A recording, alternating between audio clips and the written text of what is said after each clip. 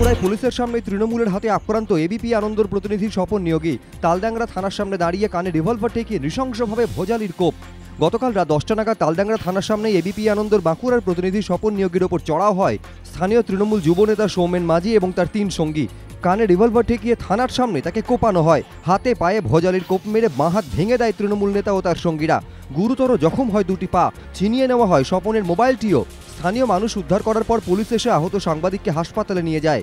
অবস্থার অবনতি হওয়ায় তাকে স্থানান্তরিত করা হয় বাঁকুড়া মেডিকেল কলেজে। পুলিশ সূত্রে খবর, মূল অভিযুক্ত তৃণমূল যুবনেতা সৌমেন মাঝি এবং তার এক সঙ্গীকে আটক করা হয়েছে। মোবাইলটিও উদ্ধার হয়েছে বলে দাবি। অন্ধ্রপ্রদেশের রাজামন্দ্রিতে পুষ্করম উৎসবে যোগ দিতে গিয়ে পদপিষ্ট হয়ে একাধিক পুণ্যার্থীর মৃত্যু হয়েছে। আহত অসংখ্য। মৃতের সংখ্যা বাড়ার আশঙ্কা করছে প্রশাসন। ঘটনাস্থলে পৌঁছে গেছেন অন্ধ্রপ্রদেশের মুখ্যমন্ত্রী চন্দ্রবাবু নাইডু। অবিলম্বে উদ্ধারের কাজ শুরু করার নির্দেশ দিয়েছেন তিনি। এদিকে মুখ্যমন্ত্রী চন্দ্রবাবু নাইডুর সঙ্গে কথা বলেছেন প্রধানমন্ত্রী নরেন্দ্র মোদী। পরিস্থিতি স্বাভাবিক করার চেষ্টা চলছে বলে টুইট বার্তায় জানিয়েছেন মোদী।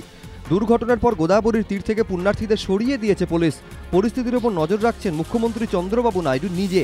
পদপিষ্ট হয়ে যে সমস্ত পুণ্যার্থীর মৃত্যু হয়েছে মূলত মহিলারা রয়েছেন তাদের মধ্যে। দেহ রাজামন্দ্রী সরকারি হাসপাতালে পাঠানো হয়েছে। আহতদেরও হাসপাতালে নিয়ে যাওয়া হয়েছে। আহতদের মধ্যে কয়েকজনের অবস্থা আশঙ্কাজনক।